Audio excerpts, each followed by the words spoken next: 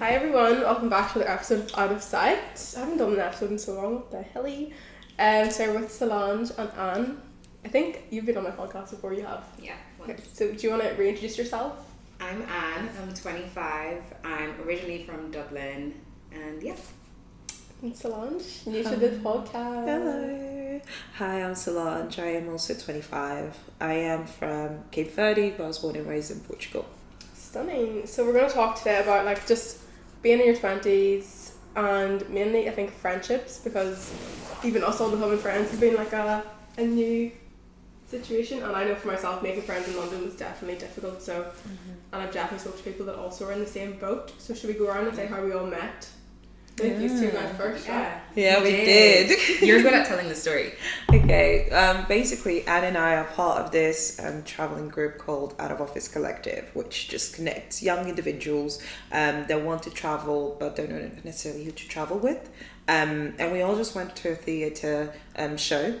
And like I just saw Anne, I was like, oh, she looks good, she's cute. And she and you know, she was just with these two guys that she knows from Ireland, and she wasn't coming to speak to us, so I was just like, I'll just go speak to her, sort of thing. And we just clicked, like it was crazy. And then like we swapped contacts, and I talked to her about Runpack, and then she eventually came, and then after that it's just history. So did you go Runpack first? Yeah, so I knew Runpack since December last year, but then I ended up You're going. like an OG. Yeah, not really, because they started in June, but I consider myself as an OG. Yeah, and then she eventually came in May. Yeah, I came in May, I think the start of May, with Jenny. Shout out Jenny. Yeah. And then you two met. Yes, we met kind of through Jenny. I don't know, do you remember we met at Connor Run Club? Do you remember that? Oh my gosh, yeah. The run in the city. It was like you, Jenny, and Sophie, and I was like, I was by myself. I was okay. And then, yeah, I came to track. Then I think it's whenever I asked you on my podcast, we kind of became like friends. Friends. And now we live together. What the hell? Period. That's actually It's so crazy. But before we get into that, did you just move to London alone, or like how did you find making friends in London in general? It's hard at first, especially like as a foreigner, when you have like not that many connections in the UK, you actively need to put yourself out there. It's an active effort. It's not something that you can just sit down, chill, and wait for people to come. You actually need to be comfortable in going and just start a conversation. And also, it needs to be with the right people. People need to be open to receiving you, because you can put as much effort, but if they don't want to speak to you, if they don't want to connect with you, they won't. And that's something that in London, it happens very often. Yeah, it's hard to like make friendships that actually stick, I think. Yeah. How'd you guys find it? Well, I moved by myself, but my brother was already here, so I obviously knew him. But obviously I didn't want to just have my brother as my only friend, so I had to step out my comfort zone. So hence going to the Out of Office Collective thing, which was cool, even though I barely spoke to anyone because I was still shy, but then thankfully Solange spoke to me, so that was nice. But I think I had two other friends in London prior to that as well that were living here before I moved anyways. So I'd go out with them, I'd try to make friends through them too. But it wasn't really until I went to Runpack that I started making friends. And I noticed that a lot of the people in Runpack want friends, they want that sense of community. So it was very easy, in my opinion, to make that type of friendship group because people were open to it. And you know, people there wasn't like there were no bad intentions behind any friendships, I believe, when I joined Runpack. So yeah, that's been it for me. Shout out Runpack. Shout out Runpack. Because I would have met you if it wasn't for Runpack, actually. This time last year, because I went through a stage in London where whenever I moved, I obviously moved in with like Liam Treads and a few others, and then I had friends from Ireland, like from school, that were here. And then last year everyone left, and it was literally me, Liam Treads left, and Rebecca. And it was like at the point where like Liam Treads would go on holiday, and I would just be in the house by myself with like no one. Like I didn't have. I obviously knew Jenny and stuff, but like everyone lived in East, I lived in West, and I was like, because I'm so used to having a big friend group around me at home. Like there's like 10 girls in my friend group. So that was really hard, and I had to, like as you said, be proactive and like go to so many different groups. Like I was at all these random clubs and stuff, and it wasn't, not all of them obviously stuck. But then I went to Runpack and I was like, yeah, this is my. Yeah. So I think that's like my advice would be like to just try. Like you have to put yourself out there. Not every single person's going to be your friend, but eventually you will find like that community that's right for you. But it's definitely it can be hard in London. It's such a big city. I think it is hard. Yeah, it's hard. Not only because it's a big city, but also people are just on their grind. Yeah. Everyone just has their headphones on, down the tube. They have places to be. Yeah. They're not trying to be disturbed in between. Yeah. Or if they don't, like if they're in a social setting, they're trying to just be with their little bubble of friends in their little community. They're not trying to go outside of it, and that's where you can sometimes struggle. I also found, because I got a social house membership, like literally because I worked from home and I wanted to meet people. But even there, it was like, let's network and let's try and like see how we can like build each other up with work. But that, for me, that's not like a genuine friendship. That's okay, we're both like trying to get something off each other. Yeah. So it was very like networking, like what's your LinkedIn? I don't want, like I want to be your friend, not like I don't want your LinkedIn. I don't want this to be like work. So I think that's definitely a thing in London as well. Okay. It's just grind city. It is. How do you find the balance of like social life, friendships, and work? Because I know we're all business babes. It's the trenches. I'm gonna talk about it. Okay, let's get into it. It's a roller coaster.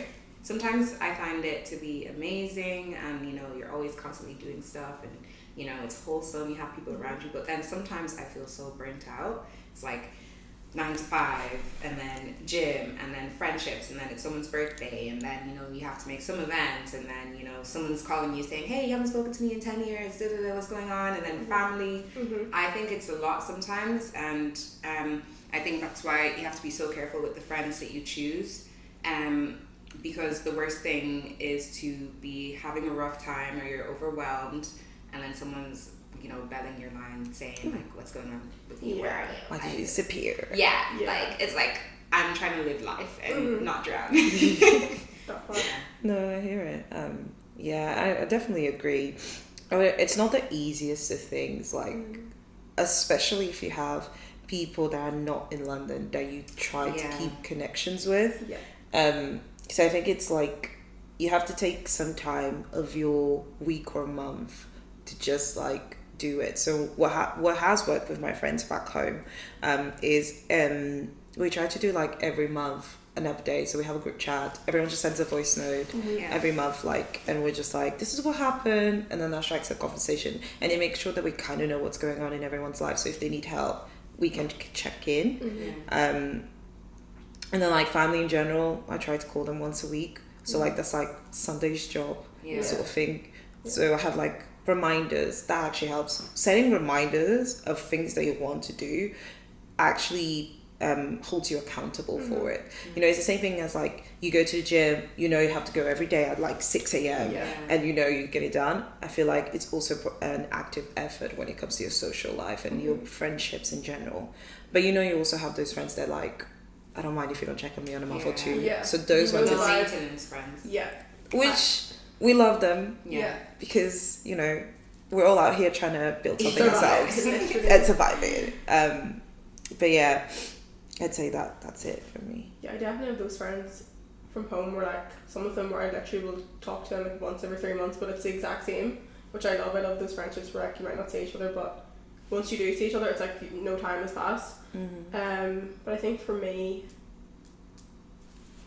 I think I'm still in the phase of like everything's exciting me, because this is like the friendships and like the community is also new for me, so I'm still like in that like excited period where I want to do everything, but I do schedule like a full day to myself usually once a week, or try to, even like half a day to just do me. But I definitely also like in my to-do list I will pencil in time to like reply to messages, reply to my friends, call my mum just a given, like that's just I speak to her every day. Same. I speak to her every day. That's a non-negotiable. To the point where sometimes she's like, stop calling me. But yeah, I think it's about balance, and it definitely can be like there's different seasons as well. If I'm locked in, I'm trying to like I'll minimize my plans, but then summer comes up and it's like, let me just. Yeah, summer is definitely the time to decompress after how much stuff we go through in the winter. There's no sun. I'm trying to enjoy it as much as I can. Exactly. The small 2 weeks that we have worth of sun. how do you think you are in friendships? Like, what do you think you're high maintenance friendships or low maintenance, or what do you think you I'm are? definitely a low maintenance person. Same. Like, I think it's like growing up in general, because I was moving around a lot, I kind of learned to be by myself. And like, don't get me wrong, I love being around people, but I also enjoy just doing my own, being on my own space. So like, I can go weeks without speaking with my friends, and then next thing you know, I'm like, hey, I miss you, let's meet and let's do something. And then my friends are like, yeah, let's do that. So yeah, that's So it's like a skill to be able to be by yourself. Some people really find that hard to like be in their own company. Yeah, I'm not maintenance, but at the same time, like, if my friends want to meet and I'm free, I'm always up for it. Yeah. So that's how I balance it. Yeah. So like, if I have a friend that likes, like, if my friend says I want to see you every week, I'll make it work. Like, especially if it's a friendship I deem as really highly. Yeah. How about you? Yeah, I'm 100% low maintenance. I was literally saying to Sarah yesterday, I was like, I can't do this thing where I'm like out and about with people every single day. Like, I need a full day of like silence. Otherwise I lose the plot. I just need time for decompression, to gather my thoughts. I just feel like I'm constantly on like speed 100 all the time, that if I consistently keep doing that, it's going to start affecting the people around me. I'm going to be mean. And I don't want to be mean. As if you're not mean every day. Girl, I'm not mean. More mean than usual. Wait, am I mean? No. Am I lying? No, but I need some time for myself just to like decompress. Like, I need that silence, or just time in my room. Like last night, I was just in my room, in my own thoughts. I was texting, but like, music. are you okay? I feel really bad. I'm chilling. I was literally living my best life. I was so happy. I love that. I just need those days, and I think majority of my friends understand that. And I feel like if anyone doesn't understand that, that's in my circle, they're not in my circle, because I don't have any issues with that. No, but they're not. I don't have any issues with anyone when it comes to that. But what you just said, people who, them people that can't be in their own space, that's scary. That is scary. It's a scary place to be. Yeah. It is. Yeah. Like, they constantly need to be around people. Yeah, I've definitely been there before. How was it? I think it was last year as well, like as I said. But I think there was loads of different factors. Like, I was working from home. I didn't really know anyone else in London, so I think a lot of things fed into that. Because I work, whenever I come home, I'm ready to just be with myself and like have a quick chat and then go and chill. But back then, I was in the house all day, every day, so I had no social interaction. So that's why I always want to be around people. But I think now I'm kind of a mix of both. I like being around people still. Like, I'd say I'm kind of a social person, but I also do need my time to myself. So I'd say I'm low maintenance. I think I used to be more high maintenance whenever I was younger. But again, I think that comes from being from such a big friend group and always just being with people. Yeah. So but I think I'm definitely getting better at being in my own company. Yeah, I think that also comes with like when you start building your confidence and you get to know yourself and you know what works for you. Yeah. It's like part of your 20s in general, like, because your 20s is the time where you get to know who you are. Yeah. What is you? What is your essence? What can you take? What can you not take? Yeah. And it's part of the journey. We just have to embrace it. It's the first time where no one's like telling you what timeline's right. Because I remember last year I was like, I don't know what I'm doing, and I was listening to a podcast and it was with Mel Robbins, and she said like, up until like you're finished university, you know what timeline you're on. Everyone's in the same timeline. Your friends are doing the same thing. Then you like separate, and people are getting married, people are having babies, people are like moving country, getting new jobs, and everyone's timeline's so different. So it can be like confusing. You're like, where do I fit in? It's that. In all of this. Yeah, it's that, and you're also like, am I going too slow or am I going too fast? Yeah. Like, why are they doing this and I'm not? Yeah. Like, there's that comparison which can be very toxic to yourself. Yeah. So it's also being able to detach from it at some point. What can make it worse is like pressure from parents as well, and they're like, why aren't you doing this? Where's your boyfriend? Friends are getting married. Where's your boyfriend? No, because when I went back home in September, my grandma and my uncle, they were like, So you're 25, you know, at this age your sister was married. So are you hiding someone from us?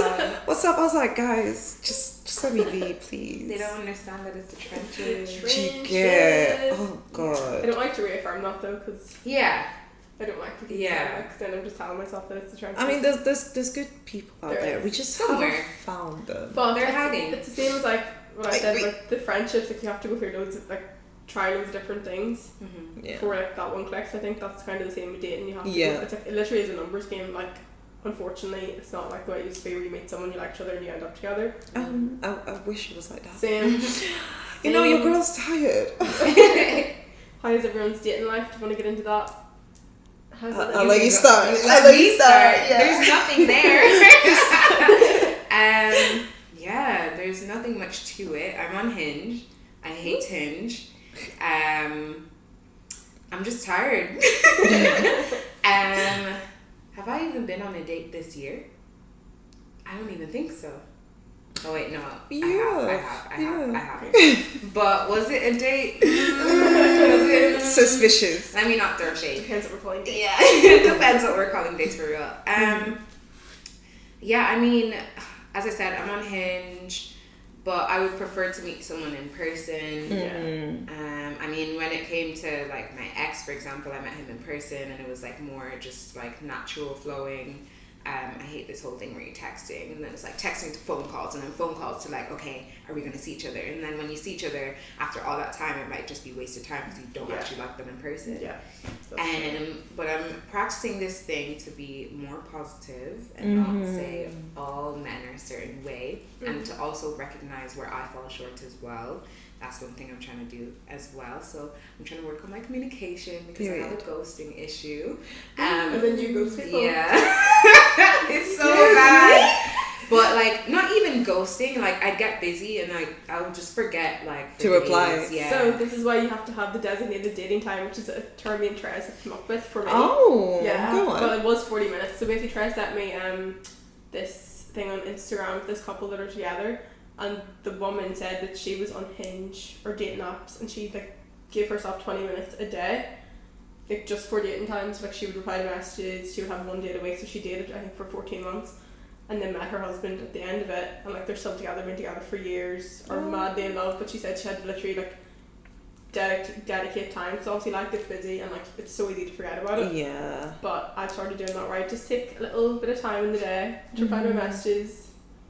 And yeah, I mean, I'm still single, but Yeah. I mean, but you're actively working on it. Yeah. That's big. yeah. I'm just bad in messages in general. I still have DMs to reply from my last week. Can't lie. No, like just people in general, like that they reply to my stories, and I'm like, I get overwhelmed, guys. Yeah, You know? It is overwhelming. It is. But yeah, dating life. What's up?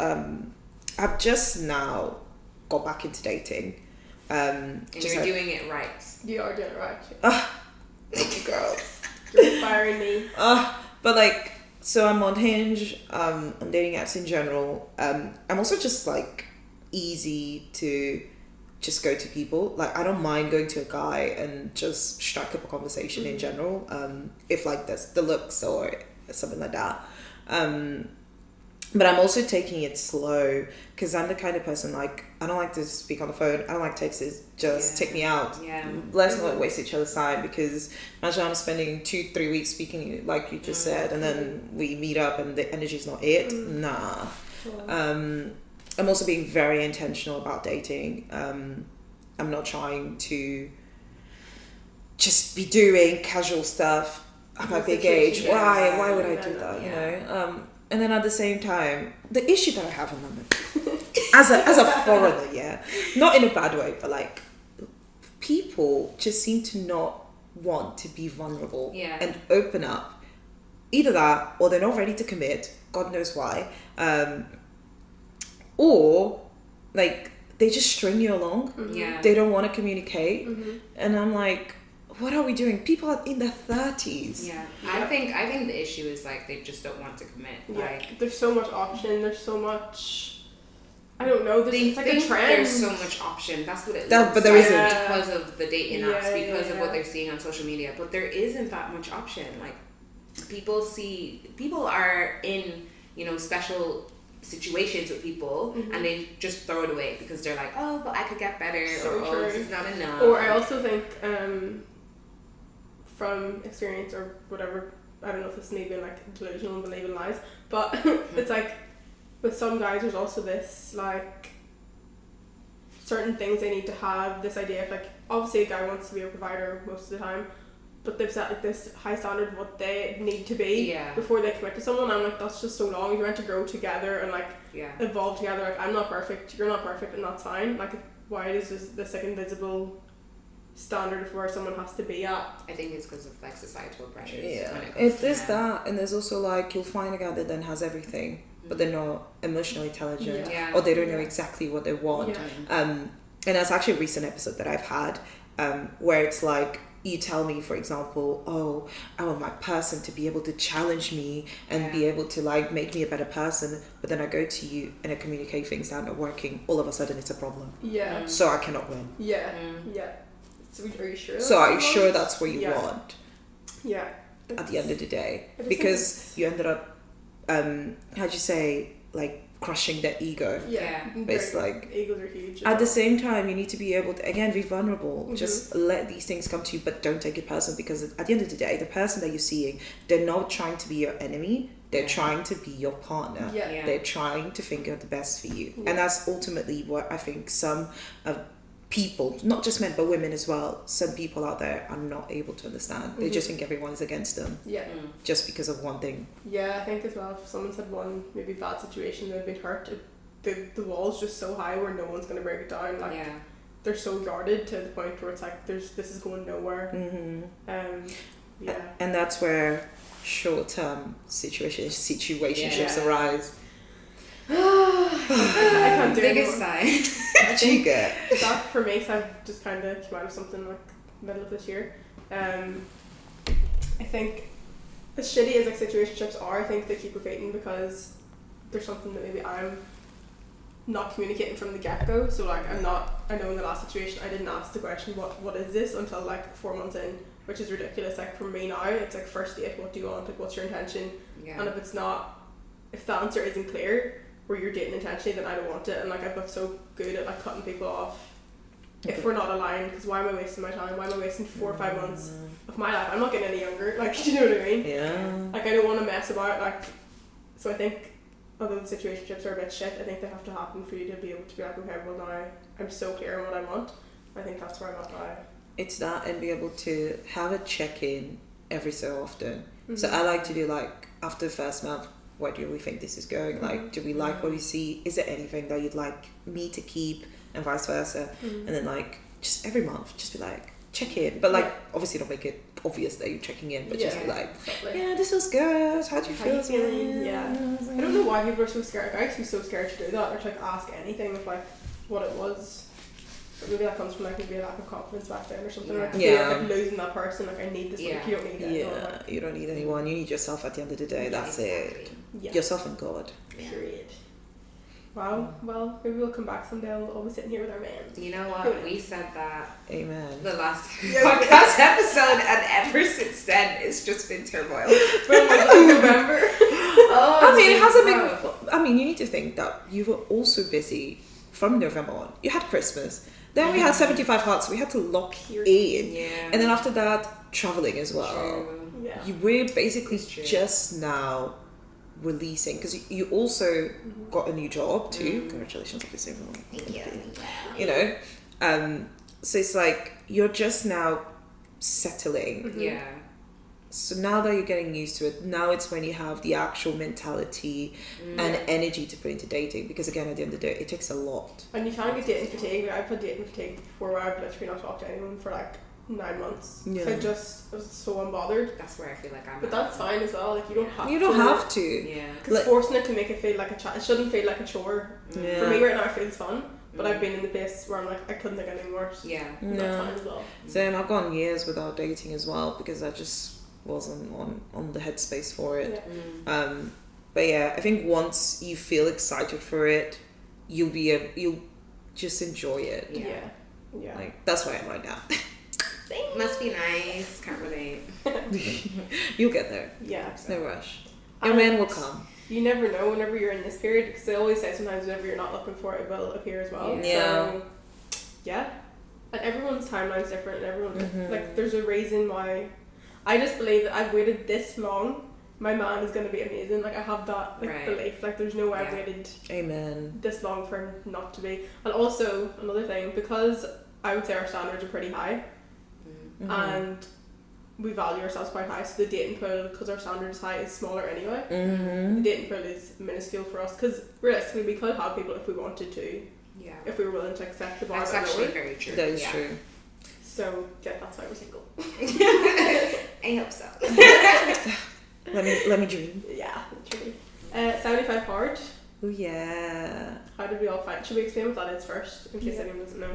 You've done it twice. So. That's when you, for 75 consistent days, you work out twice a day. When for 75 days you work out twice a day, 1 indoor workout, 1 outdoor workout, and you have to read 10 pages of a book every day. What else? You have to eat right. Now the diet, I think, is subjective. Yeah. Like, it's whatever you deem to be correct. What else do you have to do? Take a picture every day. No alcohol. No sugars. No sugary stuff. That's diet, so it depends. No. Only thing it says no sugar. So like no cakes, anything like that. Okay, well, yeah. And then no alcohol. And no vapes for me. Yeah. No vapes. Well, I think that's it. Work out twice a day. Oh, you have to drink like a gallon of water. A gallon of water. Now that's like 4 liters. I did not do that. I did not do That's that. unhealthy. I actually, so I done a story on 75 hard for work, and the doctor said that you actually shouldn't drink that much. Yeah, that's a lot of water. It's too much. I did 2.5. Yeah. I aimed for like 3, and that's what I did. I think that's the thing with 75. Everyone has like their things that they're really trying to like hone in on. Like for me, it was like vapes, no alcohol, and the exercise. But then obviously some of the people, like, theirs could have been like for you, like no chocolate. Like I think everyone's was different. But how did y'all find it? I loved it, and I'd definitely do it again. Yeah, I think so as well. Maybe next year. I'll restart. I think I liked as well the timeline. Like, you know, I was even talking about this yesterday. But January adaptation phase. Yeah. Everyone's at home. No one's trying to be outside. It's cold. No one has money. So that is the Sorry. But like, you know, people like this is the time that you can just lock in, get your routine sorted, and then February comes. People now have money. It's Valentine's season. You know, Galentine's if you want to do it. Now you can then start incorporating your social life into your now 75 hard routine. And then March, that's the end. You know, counting the days. Maybe you have a little holiday plan, looking forward to it. Body is looking to just continue going. Yeah. You know? Yeah, I agree. So then, I think for me as well. So I did everything, and then I added studying because obviously I had my exam. I added journaling as well. So I had this AI voice journaling, which then like you start talking to it, and then at the end it asks you questions based on what you say. So I used to like a lot of stuff that was going in my head. I'll just go and just talk through it, and they'll like there's some questions that would come up, and I'm like, oh, I didn't think of this, and then you dig deeper, and then at the end of it, it does like a psychological analysis of your entry. So, and I used to just listen to it just before bed, before I read the Bible, which was a part of my 10 pages as well. So it was good. It was good to do that. But I think what was the hardest thing? I think for me was just the outdoor workouts when it was raining and it was rough, and it was like freezing cold. The amount of times I had to just be like, I have to do it because I'm on day whatever 30, 40, and I'm not going back to day 1. Like I'm trying to get this done with. And the last week for me was hard actually. Really?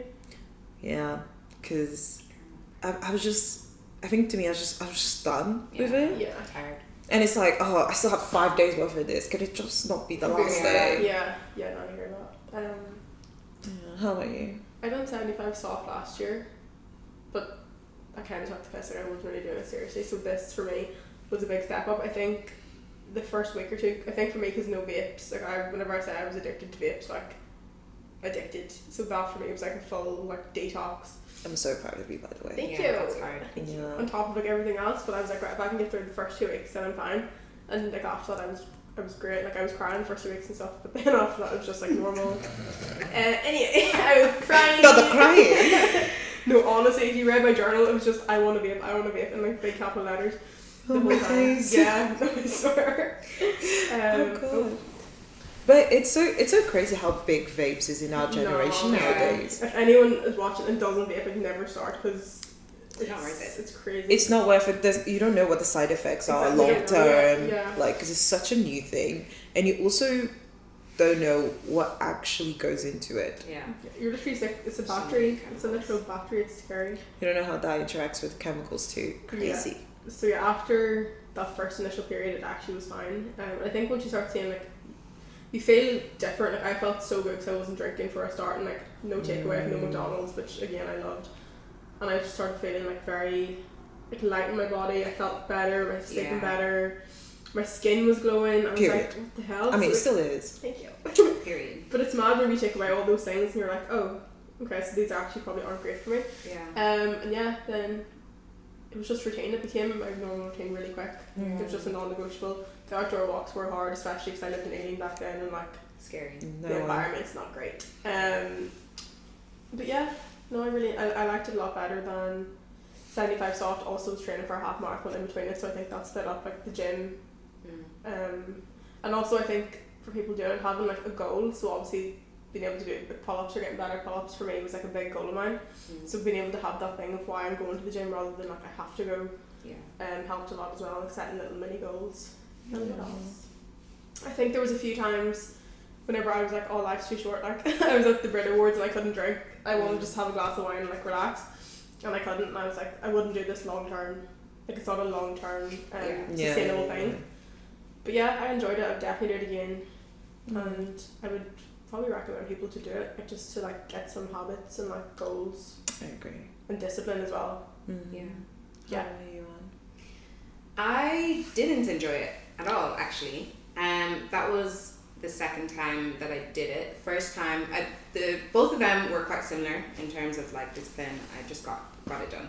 I said, if I'm going to do something, I'm going to do it properly. So got it done. I just think the second time around, I just had so much going on in terms of like family stuff, even just like adjusting with like friendships like back home seemed a lot more distant, so I was adjusting to that low-key silently.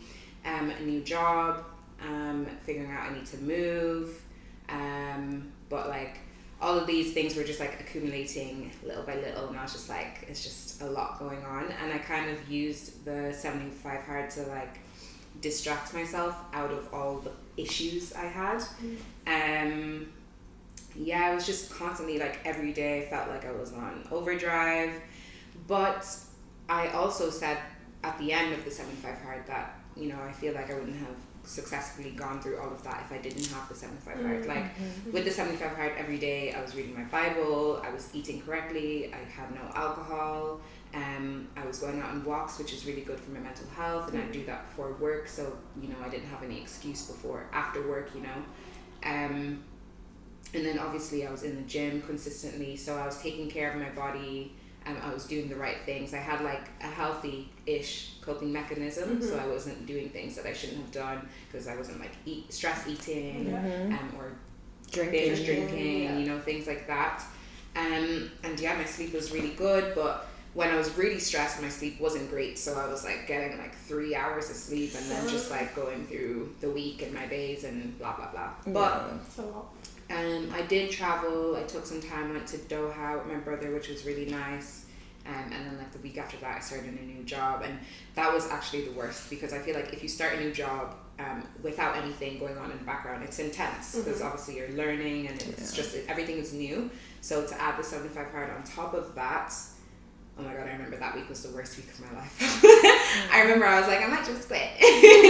But like when I set my mind to do something, I do it. So quitting was not an option. I'm grateful that I did it. I learned a lot about myself and what I can, withstand.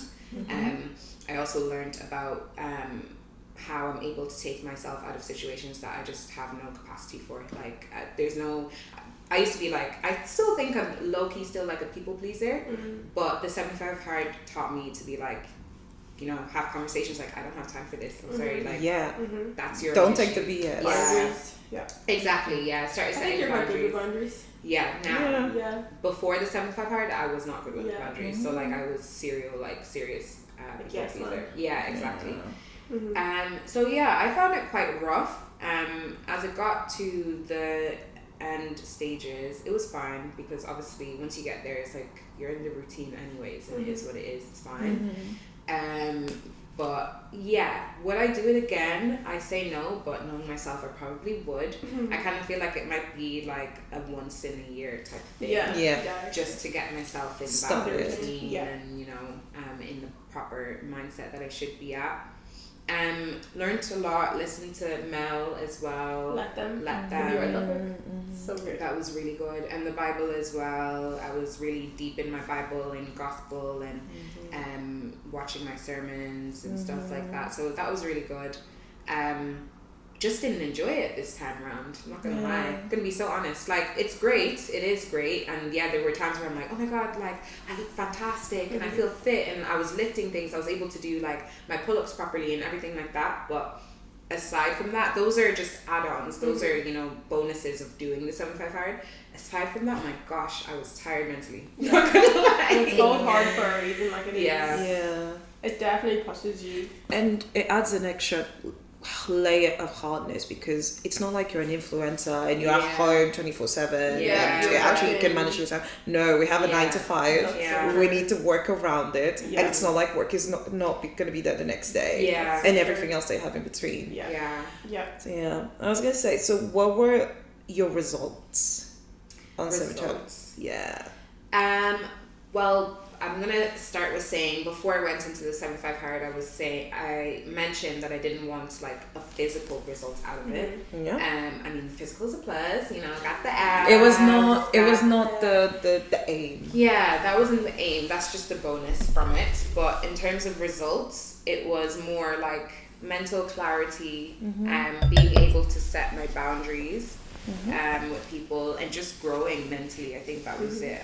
I feel like I've grown so much since January, which is so insane. But like just because of the events and being able to stick to discipline, which is what I really wanted. Not only discipline physically, but like discipline with like friends, discipline with work, discipline with doing things I know I have to do and get done. I'd say that was my aim and that's what I got. That's a result of basically 75 hard for me. Yeah. Sarah? I think, well, if we're talking about like physicality, I dropped like 5 kg, which is late. That was great. I think I was kind of the same where like, of course, the physical elements were a bonus, like, of course, that's great. I think for me, and I'd say this to Trez, I kind of had like a lack of belief in myself that I could do hard things, and like last year I went through like a stage of like a real like not severe anxiety, but like I felt really anxious all the time, and like I didn't really have a lot of coping skills and like belief in myself that I could do hard things. So this for me was like proof that you can like get by without like your mechanisms like vapes and like eating out and like alcohol to like get you through like to go to a party. You don't need alcohol to like be confident and to chat to people. So for me it was to really challenge all of those like beliefs I had about myself, which I done, and like I went to like birthdays and like events and like the Brits like with no alcohol and no crutch. So I think for me it built a lot of confidence, and also whenever you say you're going to do something and you follow through with it, like it builds so much inner confidence as well, because you're sticking to your word. There's nothing worse than saying I'm going to do something and you don't do it. Like it's such a shit feeling. So for me I think it was like building confidence and like inner strength and like resilience, period, that I can do hard things. Love that. So yeah. I think for me, on the mental side as well, as Anne said, mental clarity, resilience. I think for me the biggest thing was my discipline above everything. That just became like metal, which is something like last year I bailed really well, but I think this time it kind of just solidified even further. To me as well, I had fun in 75 hard because I was also like church hopping. I was trying to find my church, so being able to also like make my relationship with God better, that was really a really fun journey too.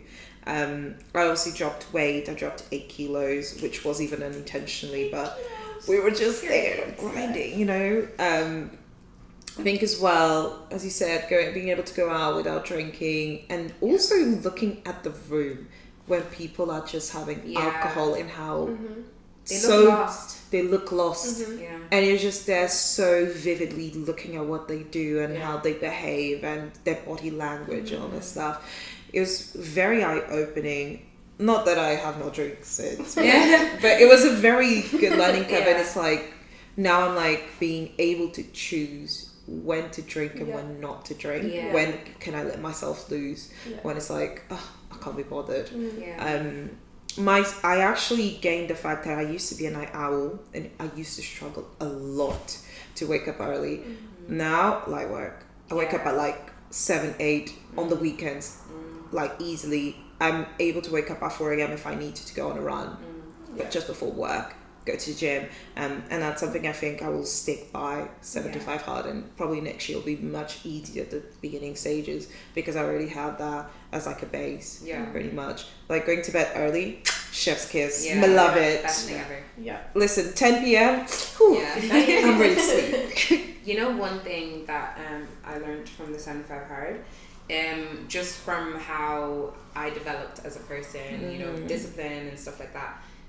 I also learned what I want in another person. So when I now see people who lack that discipline, who have no direction, like it's okay to not know where you're going, but at least be working towards something. Have a passion, have a purpose, be ambitious. Like people who, you know, if I see someone that like doesn't take care of their body, who, you know, just don't have like mental discipline, I'm like turned off immediately. I agree. Because it's not only like, there's one part that, you know, you could say you want all these things in a person, but there's also one thing to actually have that in yourself as well. And once you have that in yourself and you see it in someone else, then it's like, okay, cool, that's nice. But if you can't find that in someone else, it's like...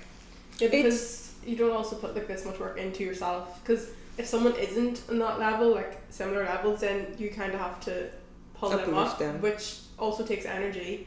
So of course you want to meet someone that's of the same wavelength, that has the same interests, same goals, same discipline, same passions, because you've done all this work for yourself, so you expect someone else to have done the same, I think. It's that, and when people are too hard on yourselves, that's something else I learned.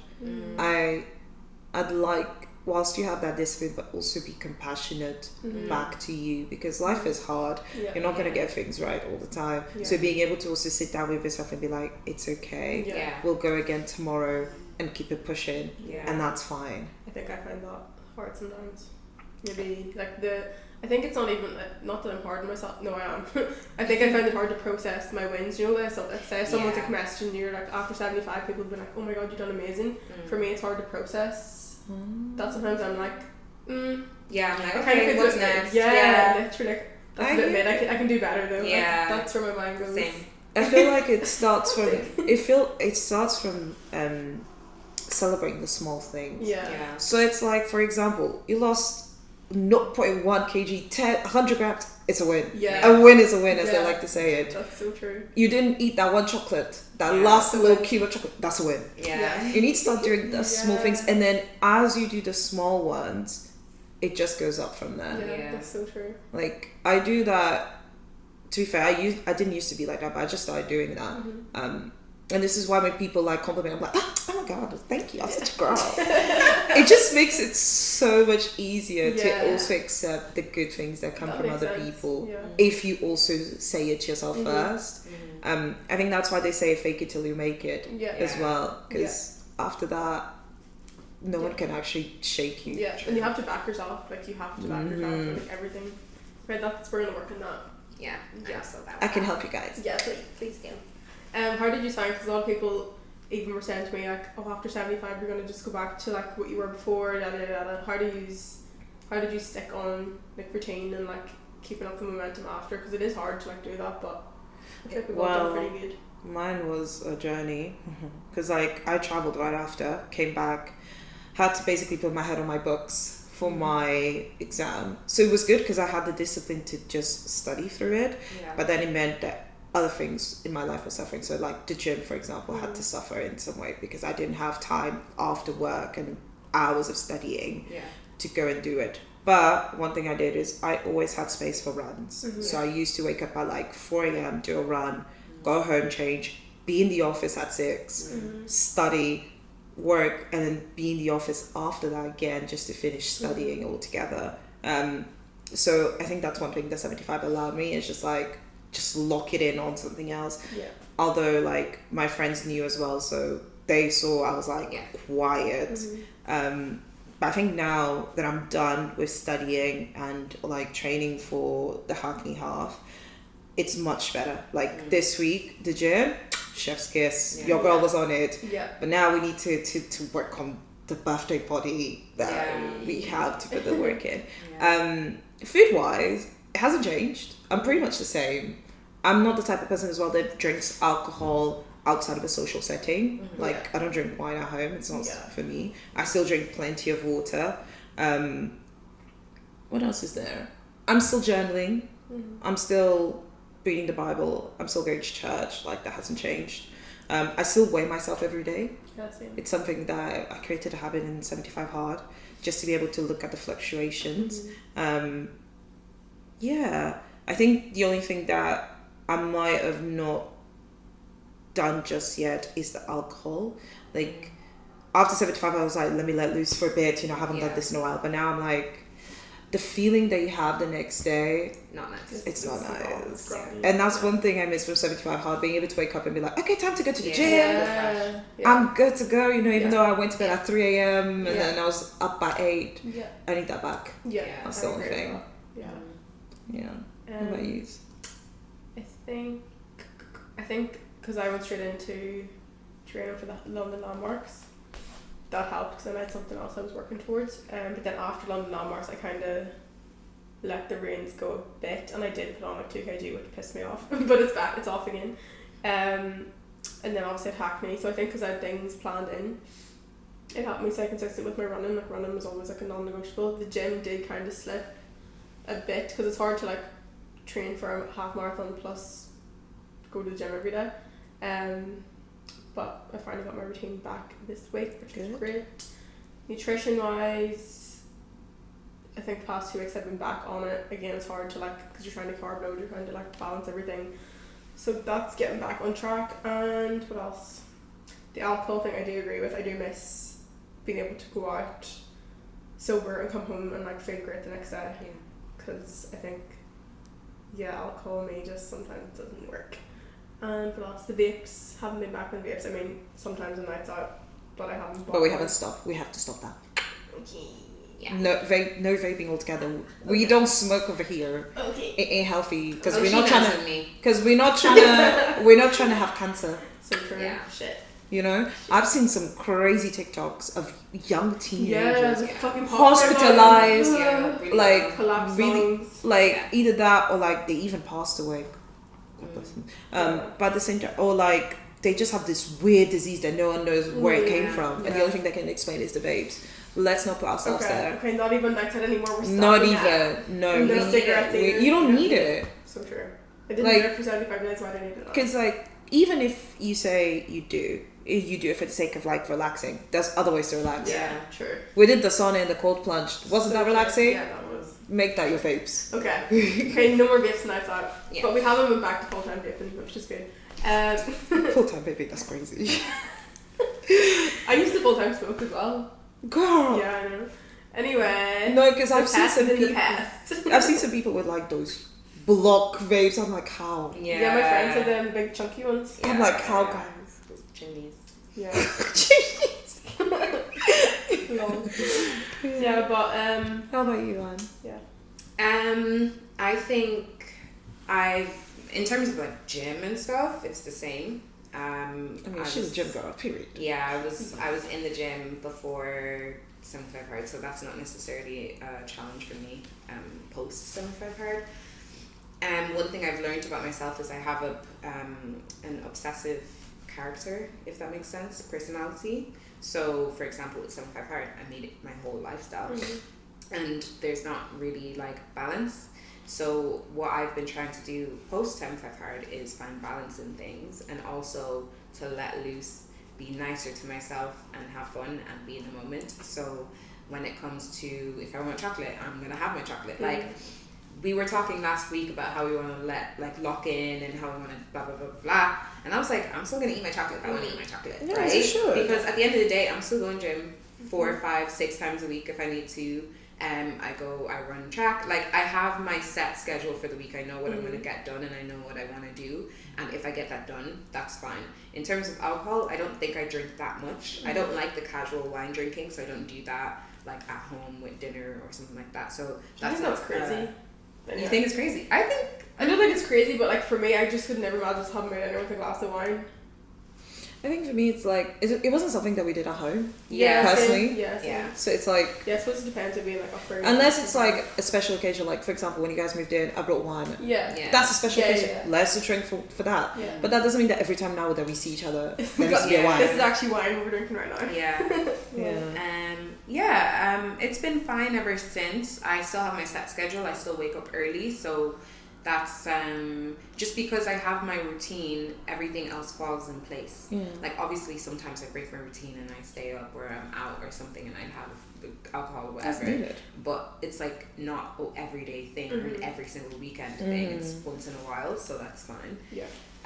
But yeah, I've been okay. Like, the only thing I don't do is the walks, but I've said I'm gonna walk 4 times a week now. Yeah. Outside of like walking to work or doing whatever, like it's outside of my commute. So it has to be like intentional walks, even if it's just 20 minutes. I actually been doing walks during work time. To me, that's how sometimes it worked. So I have hard when I was in the office. I actually just put it on my schedule. Yeah. On my work schedule. Yeah. That's how I know it's gonna happen, and I just go and walk around the city, like half an hour. It's enough, and no one cares at my job anyways, because like stuff gets done anyways. Yeah. So it's my way of putting that aside.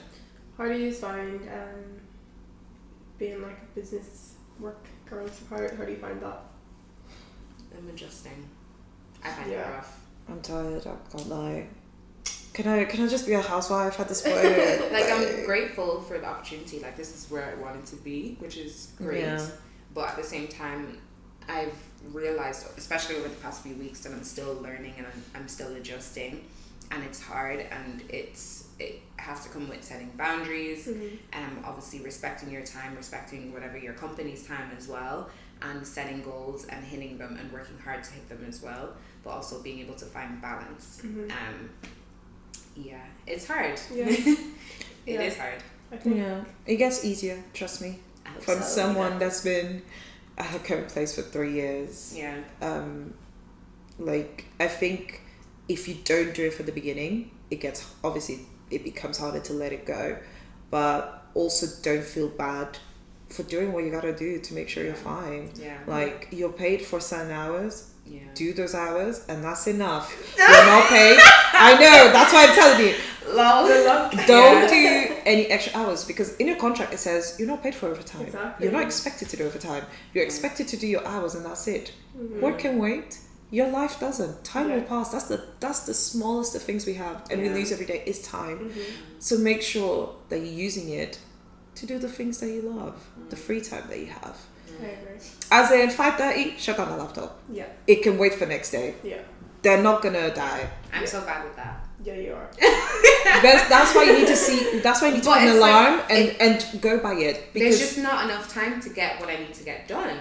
It can wait. Not your fault, that's not your fault. They can wait.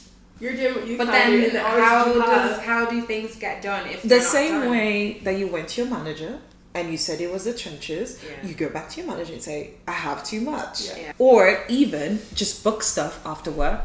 Like, if you start by booking stuff, after a while, it actually becomes a habit. Well, for example, like track, and before when I used to go sprint and burn, like, they're actually in my diary, and they're still in my diary. So but they track know is not to contact me, like... But track is at 8.